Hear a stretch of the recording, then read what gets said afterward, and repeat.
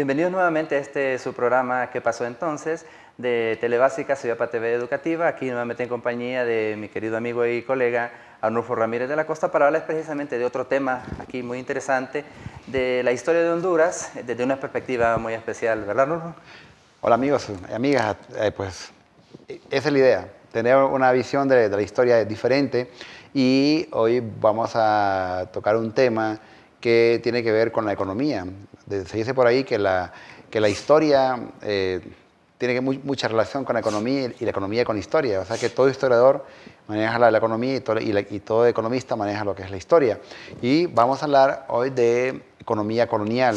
Pues, ¿cómo fue que los españoles traen una serie de formas de comercio a América o cómo las adaptan aquí a América? Y en esto, una de las causas fundamentales por las cuales el español vino pues fue por razones económicas, o sea que eso lo movió a buscar nuevas rutas comerciales, buscar nuevos mercados y eso le inspiró y vienen acá e implementan una nueva forma económica. Y es que es algo innegable, y retomando tus palabras, los españoles cuando vinieron aquí a América no vinieron porque les dijeron que era bonita, ni siquiera la conocían, pues vinieron puramente por cuestiones comerciales, buscando especias y metales preciosos. Cristóbal Colón cuando vino a América, pues históricamente se dice que venía buscando una nueva ruta comercial para llegar a Japón y a China, y pues prácticamente se encontró con América. Como yo digo, en realidad dicen que Colón descubrió América, pero yo digo al revés, que América descubrió a Colón porque él no sabía que estaba aquí. Pues. La verdad es que es innegable que históricamente cuando uno habla de historia, siempre tenemos que estudiar el factor económico. Claro, El factor de producción. así es, y por eso se dice que hubieron tres momentos, o el proceso de la conquista fue una conquista, pues en principio militar, que duró 80 años, después una conquista de tipo pues, ideológica, espiritual, y también una conquista económica. Y la económica fue pues la más importante, fue la que los movió a ellos. Pues en América se manejaba mucho el trueque, Denis, y el trueque es un intercambio de productos, ¿no? O sea, si yo cultivo maíz y otro cultiva frijoles, entonces hacemos ese intercambio, ¿no? Eso fue en el periodo precolombino, antes de llegar a los españoles precisamente. Y ahorita mencionabas algo de los tres tipos de conquista que se ha manejado aquí en América y en Honduras obviamente, que fue el militar, el ideológico y el económico. E incluso en el económico, preguntémonos, ¿no sigue todavía el tipo de conquista económica? ¿No seguimos dependiendo nosotros de los mercados internacionales? Eso no empezó ahorita, eso empezó desde la época colonial. Claro. Precisamente en esta imagen es muy interesante porque se está mostrando una de las características o de los productos que basaba la economía colonial. Muchos se han hablado que los españoles, claro, venían buscando metales preciosos, definitivamente, pero en realidad la economía fuerte del Imperio Español era la producción y era la agricultura. Y aquí estamos viendo esclavos negros precisamente en un campo de caña. La caña fue uno de los primeros productos de la agricultura que se cultivó en América, traídos. Y esto pues, fue la base, como les decía, de lo que fue una economía colonial. Los españoles cuando llegaron a América y cuando llegaron a Honduras, lo primero fue buscar oro, pero lo segundo, y que después se volvió tal vez lo más importante, fue la creación de plantaciones. Plantaciones porque ellos necesitaban vivir también, y si no encontraban oro tenían que buscar otra forma de producción. Aquí estamos viendo incluso otro tipo de plantación, siempre es caña de azúcar, si no me equivoco, y estamos viendo siempre también lo que era la base de la economía también y producción española. Pequeño ingenio azucarero, ¿no? Es un ingenio azucarero, por supuesto, manejado por esclavos, o sea, por esclavos, la mano de obra era esclavo, no olvidemos eso, que la economía española estaba basada, por supuesto, y insistimos, en la producción minera y en la producción agrícola, pero quienes trabajaban para ellos era mano de obra esclava.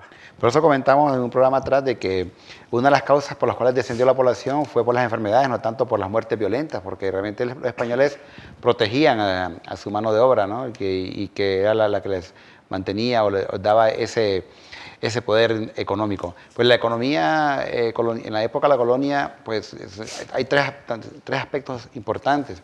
Uno que son los centros mineros, otro que es la actividad comercial y otro que es la actividad ganadera y agrícola. Los centros mineros, en el caso de Honduras precisamente, los centros mineros fueron tal vez lo que adquirieron mayor importancia, porque Honduras creció y se desarrolló, y como también hemos visto en programas anteriores, un programa anterior, que aquí en Honduras se creó lo que fue el Real de Minas de Tegucigalpa. Un Real de Minas solo se creaba en esa institución administrativa, política, en lugares donde había una fuerte producción minera. Entonces Honduras, al tener una producción minera,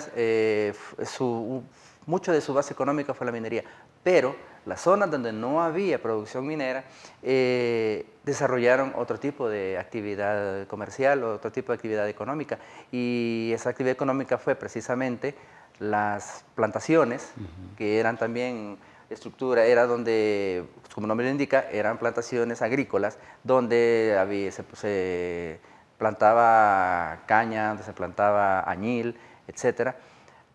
Y la otra era la hacienda precisamente, y la mayoría de las haciendas eran ganaderas, estaban destinadas a la producción de ganado, con una mezcla también de plantaciones. La hacienda era mucho más grande.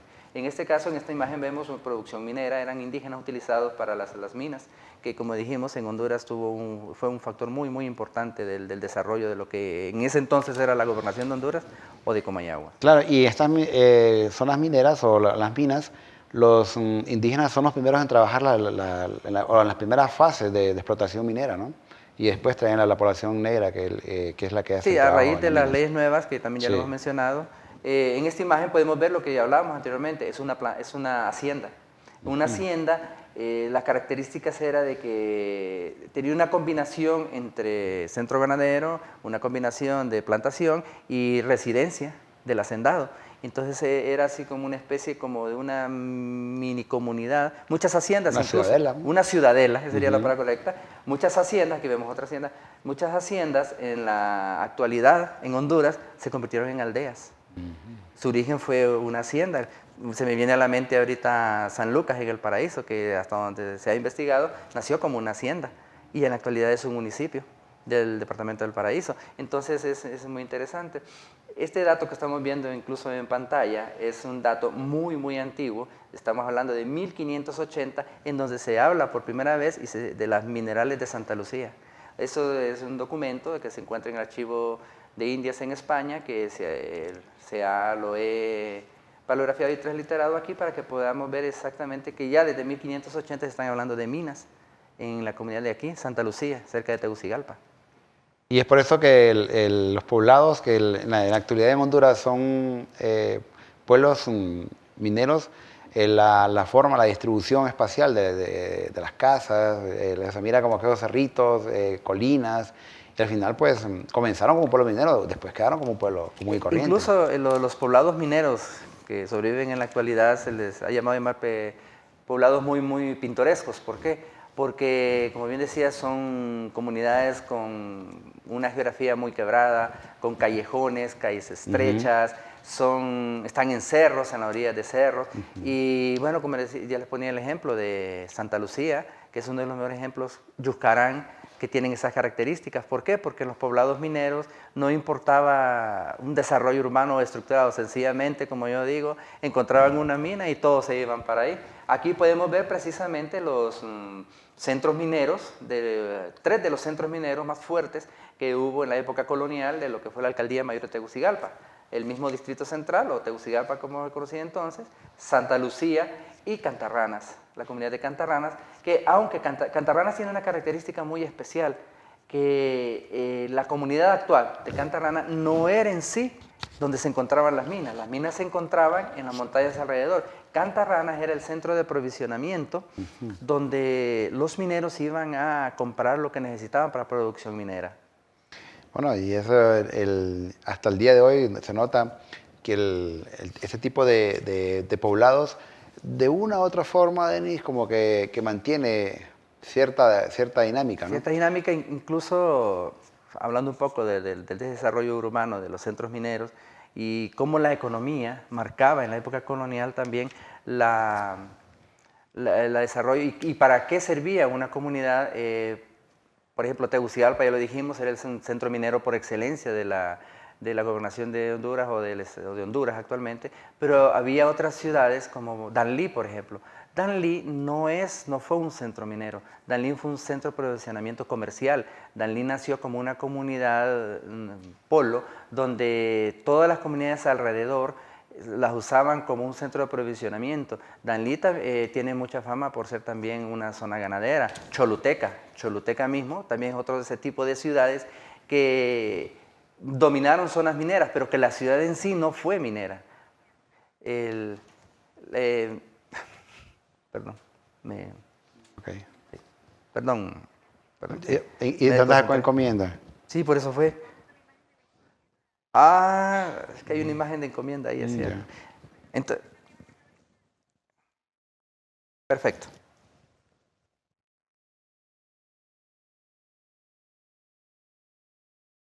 Ok.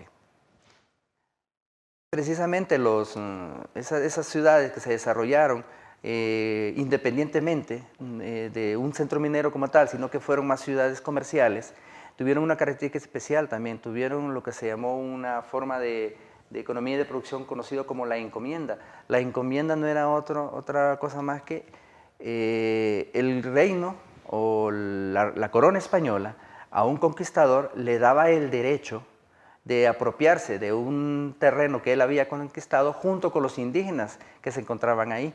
Y él tenía el derecho de usufructuarlo, pero la obligación que él tenía era precisamente que con la ganancia que obtenía de ese terreno, conocido como la encomienda, tenía que pagarle unos impuestos, tenía que pagarle los impuestos al Imperio Español. Pues la encomienda entonces se convierte en una forma de esclavitud. Literalmente, o sea, la encomienda era una forma de esclavitud, era una forma de justificar la esclavitud, porque la encomienda solo podía funcionar con mano de obra esclava, porque la encomienda necesitaba gran cantidad de mano de obra. Y no había ningún pago monetario, más que todo el pago era pues, en cuidarlos, evangelizarlos. Bien, vamos a seguir hablando de ese tema interesante acerca de la economía colonial, que fue el centro más importante de cómo ellos se desarrollan y fue el eje central de su vida en estas tierras centroamericanas. Ya regresamos y no nos cambies.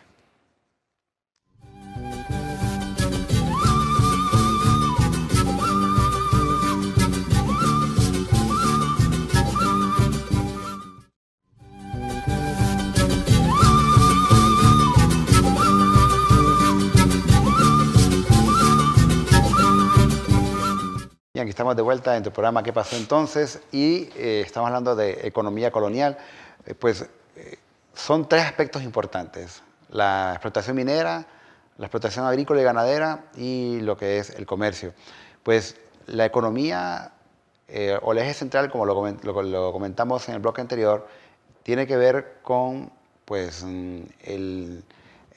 todo el desarrollo económico de la época colonia, pero muchos pueblos o centros mineros en Honduras y en toda Centroamérica se desarrollan en relación a los centros mineros. Es decir, que podemos decir que la agricultura, la ganadería, el comercio va en torno o se desarrolla en torno a la cuestión minera. O sea que la parte minera es la que se podría decir que es la que controla toda la economía en la época de la colonia. Y lastimosamente, pues no todo el mundo se dedicaba a la minería para esa época, Denise.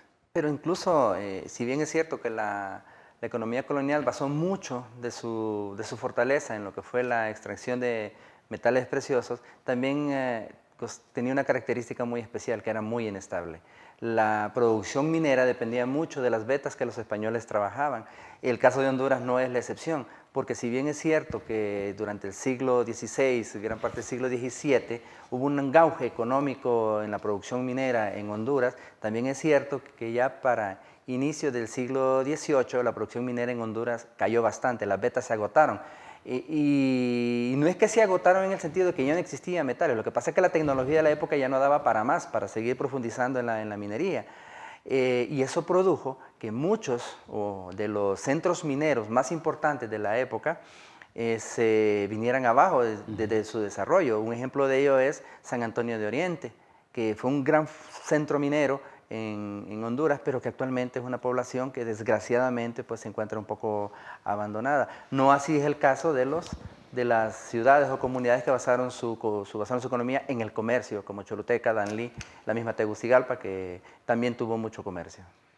La tendencia de los pueblos mineros, una vez que se deja explotar este mineral, pues se convierten en pueblos fantasmas.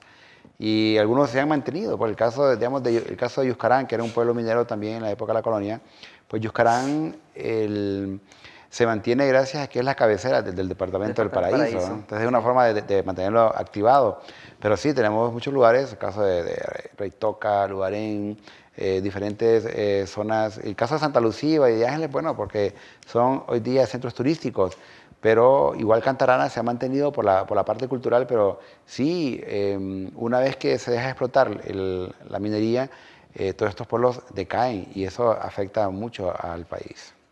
No, incluso, y vuelvo a repetir, que los que se lograron mantener y llevar a cabo y desarrollarse después de ese bajón de lo que es la producción minera durante el gobierno español fueron los poblados que no dedicaron su economía totalmente a la producción minera. Como el caso de Danlí, insisto, el caso de Choluteca y el caso de Comayagua también. Claro. Muchos pueblos mineros, pues según algunos requisitos para fundar un pueblo, era obligatorio la construcción de una iglesia, una ermita, etcétera. Y aquí tenemos una litografía de la época de la Catedral de Tegucigalpa. Sí. Si ustedes observan, al fondo se ve un torreón, esa es la iglesia, el torreón de la Catedral de la iglesia de San Francisco. Sí. Y al lado izquierdo, que ya no existe, lastimosamente, porque era precioso. Muy interesante esta litografía. ¿Verdad? Y al lado izquierdo tenemos una iglesia que se llama La Limpia, la Concepción. Esa iglesia que mencionas, insisto, y te vuelvo a repetir, que es muy interesante esta litografía porque nos muestra una Tegucigalpa, esta es Tegucigalpa, y una plaza central que nada se parece a la que conocemos actualmente. Es un documento histórico muy importante, porque como bien decías, al lado izquierdo de la imagen se encuentra una iglesia que actualmente ya no existe, que fue destruida y que ahora se encuentran unas empresas comerciales ahí, unos bancos. Es la iglesia de la Purísima Concepción de Tegucigalpa. Precisamente esa era la parroquia anterior a la construcción de la catedral, que inicialmente, este es otro ejemplo también de lo que hablábamos, como de Comayagua, que en contraparte o contraste a los centros mineros que ya hemos hablado, que eran centros con zonas quebradas, con callejones estrechos, con calles muy angostas y no hay una estructura urbana establecida, las ciudades que los españoles tenían estructuras muy definidas para fundar una ciudad, y Comayagua es uno de los mejores ejemplos de ello. Y esta es la característica ciudad española, que se conoce como ciudad de planta urbana de damero o plano renacentista, en donde había una plaza central con calles rectas y avenidas rectas, con la iglesia en un lado. Totalmente una cuadrícula, ¿no? Una cuadrícula totalmente. También se le conoce como de plano de parrilla, ¿sí? Como las parrillas que son cuadrículas. Esto que vemos aquí ya es una imagen, una pintura de precisamente tal vez la pareja de reyes más famosa en la historia para América, son los reyes católicos. Fernando e Isabel, los que patrocinaron el viaje de Cristóbal Colón aquí en América. Así es, y bueno, y tuvieron mucha influencia para esa época. Este mapa que vemos aquí es bastante interesante. ¿Por qué? Porque todo lo que hemos hablado de la época colonial, todo lo que hemos hablado de Honduras, no hubiese sido posible sin que tanto españoles como portugueses se dividieran el mundo literalmente. ¿Qué significa eso? Que en esa época eran las dos potencias del momento. Cuando España descubrió América, cuando Colón llegó a América, los portugueses por supuesto que pusieron la atención, o como decimos, pusieron el ojo a ver qué estaban haciendo los españoles. En este mapa, en el lado izquierdo hay una línea azul, es un meridiano.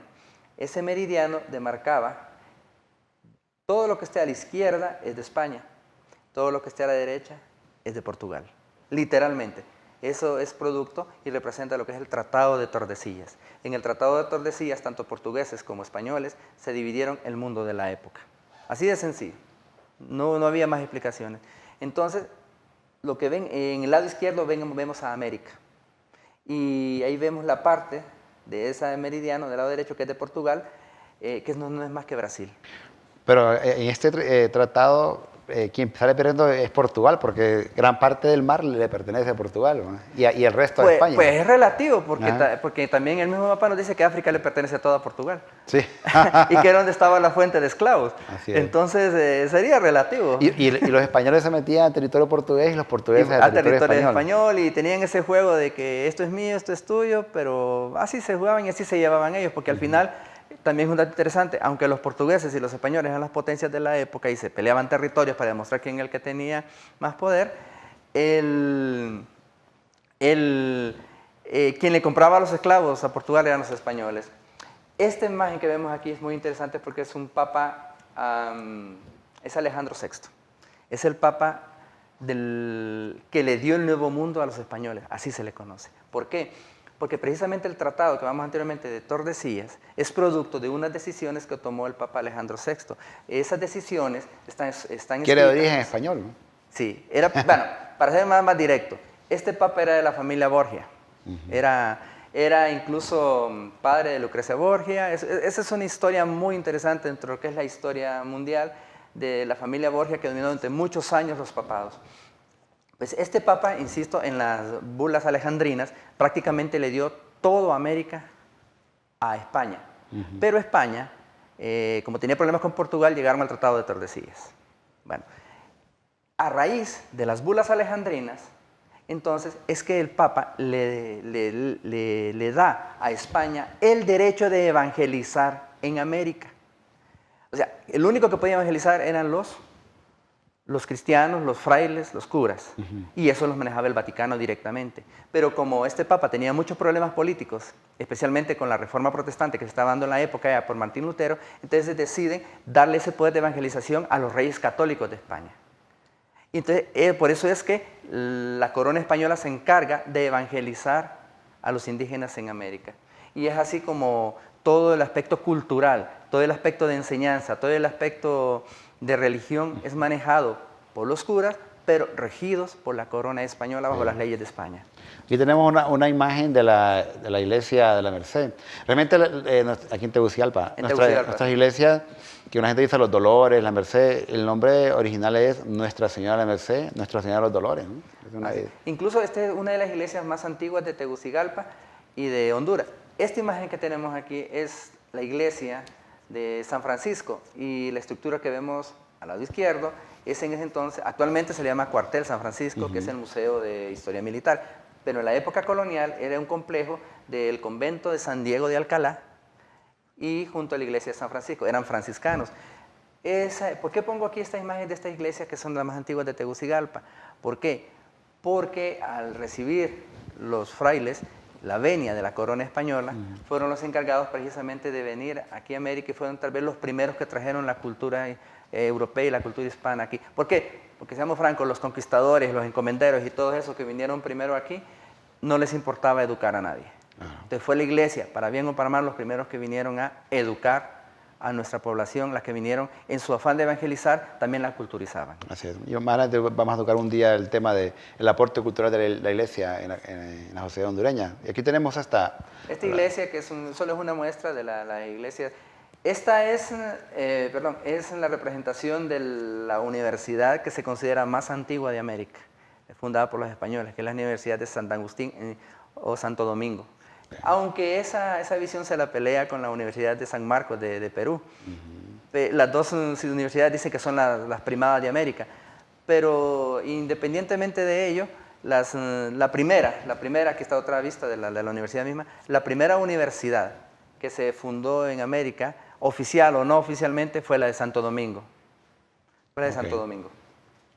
Que precisamente aquí estamos viendo la entrada a la... ¿Y por qué hablamos de esto? Porque, bueno, los españoles, ya cuando se establecieron aquí, ya cuando económicamente y políticamente y administrativamente tenían todas sus instituciones establecidas en América, lo segundo que realizaron fue traer su cultura. ¿Y quiénes la trajeron? Bueno, fue la iglesia. Y fue precisamente los que fundaron las primeras universidades. Esta es la Universidad de San Marcos en el Perú, para algunos la primera, para otros la segunda universidad de América, fundada por los españoles. Esta es otra de las universidades, es la de Antigua Guatemala, de San Carlos de Guatemala. No es la actual, esta es en Antigua Guatemala, la actual se encuentra en la ciudad de Guatemala moderna, pero estas son las instalaciones donde fue fundada la Universidad de San Carlos. Y aquí caemos ya a lo que es de nosotros, Honduras. Estas son las instalaciones de lo que fue el primer centro educativo oficial en Honduras durante la época colonial, que fue el Colegio Tridentino, en Comayagua. actualmente la casa cural, si no me equivoco. Sí, es parte, sí. Y estos sencillamente son, a raíz de todos esos cambios culturales que se estaban dando en América, no fueron casualidad. ¿Por qué? Porque en Europa también se estaban dando cambios culturales. Y un dato interesante es que en España sucedió un cambio de dinastía, un cambio de familia reinante. Hasta el siglo XVIII gobernaron los Borbones, los Habsburgo, perdón, los Habsburgo. Pero posteriormente hubo una guerra civil en España y entró otra casa gobernante que fueron los Borbones. Precisamente esta es la capitulación de los Habsburgo frente a los Borbones. ¿Y por qué menciono esto? Porque a raíz de eso fue que vinieron una serie de cambios y reformas en América, conocidas como las reformas borbónicas. Y precisamente el rey de los Borbones que estableció esas reformas fue este señor que vemos en pantalla, que es Carlos III. Es el que implementó las reformas borbónicas. ¿Y qué fueron las reformas borbónicas? Fue una serie de cambios administrativos y económicos. ¿Por qué? Porque los funcionarios en América no hacían caso de las leyes españolas. Entonces los Borbones decidieron que iban a tomar más control del control económico y político y administrativo. Una reconquista, entonces. Básicamente, pues ya mayor que fue eso, fue una reconquista y estas son, así en forma rápida, lo que fueron las reformas borbónicas. Ahí fue una reforma económica, reformas políticas. O sea, se establecieron nuevas formas de gobierno para poder un mejor control. Desafortunadamente para los Borbones, y no sé si afortunadamente para los americanos, ¿verdad? Habría que ver desde el punto de vista, llega a Francia Napoleón Bonaparte. ¿Y por qué digo desafortunadamente para los Borbones? Porque Napoleón Bonaparte invadió España, la conquistó España, y eso precisamente fue una de las semillas que fomentó los movimientos de independencia. Y puso a su hermano como rey. Y puso como su hermano Napoleón Bonaparte. En España, por cierto, lo conocían como Pepe Botella. Así es. Bien, entonces realmente hemos hecho todo un recuento. En este caso, el licenciado Denis Portillo nos ha contado esa historia que pues el actuar de los españoles a través del tiempo. Bueno, gracias nuevamente por haber estado con nosotros aquí. Nuevamente les agradecemos que nos hayan acompañado pues, en este viaje un poco diferente de la historia de Honduras, de la historia de América y de la historia mundial. Y pues los invitamos a que nos vean nuevamente en nuestro siguiente programa aquí en ¿Qué pasó entonces? Solo recordándonos pues que nos pueden visitar en ¿Qué pasó entonces? _stve@telebasica.com. Les agradecemos nuevamente y hasta luego.